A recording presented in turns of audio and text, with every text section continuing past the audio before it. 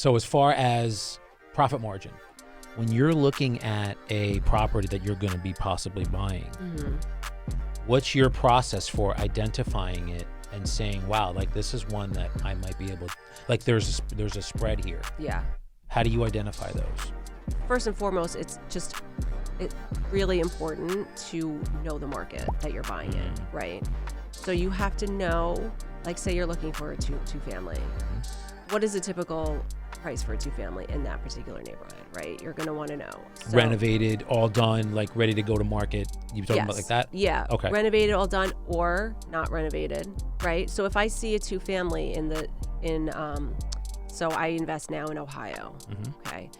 Ohio is a good cash flow market, so it's good for buy and hold. It's also good for flips too, but I don't do that anymore. So if I'm looking for a two family, in a particular city, I see that the price is $300,000. I know that that's renovated. That's like ready to go. Where if I see it for $150,000, I know that needs work.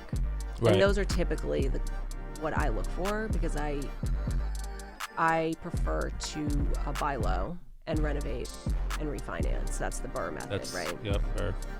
So hang on. All right, so let's take a step back, everyone. So Denise just mentioned this is an important term, the BRRRR method. So BRRRR basically being an acronym for BRRRR. Explain it. Yeah, so BRRRR stands for buy, renovate, rent, refinance, and repeat. So the repeat part is because of the R before it, which is refinance. And so when you buy something that's a fixer-upper and then you refinance it when you're done, ideally you're doing a cash out refinance. Right.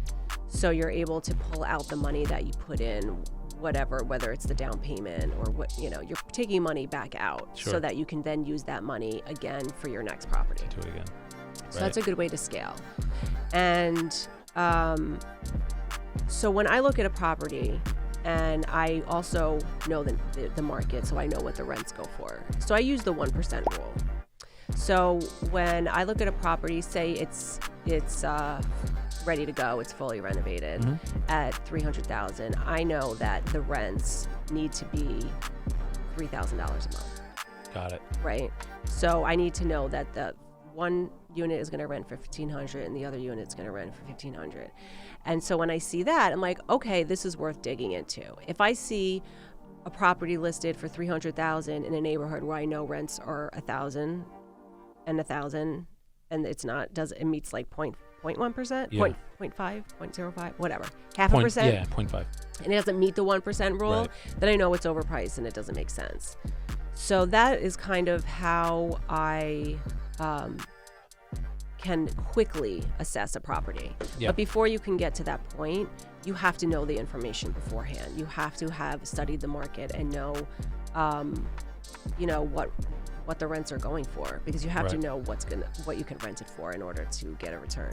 So how'd you get involved in Ohio?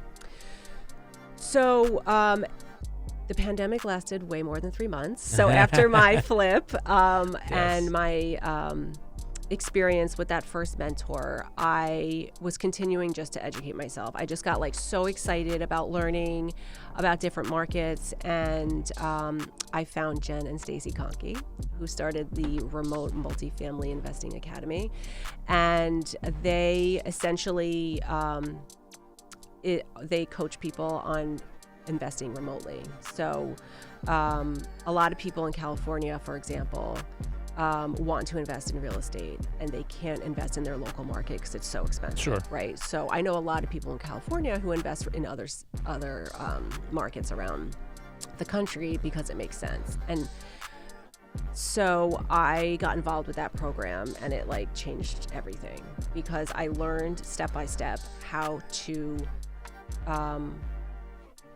find a market, how to learn about a market, how to do the market research, how to understand the neighborhoods, who to talk to, build a team in that market. So, and a team, you mean? In a team, I mean property manager, realtor. Well, I'll go in order: realtor, property manager, home inspectors, contractors. Got it. Okay. So you need to have that all in place before you can start making offers. because you need people on the ground who are going to have eyes and ears on everything for you.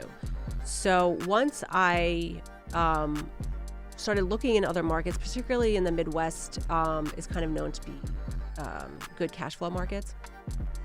And I saw that I can buy, real estate for like a fraction of what I would be buying for it in my local market.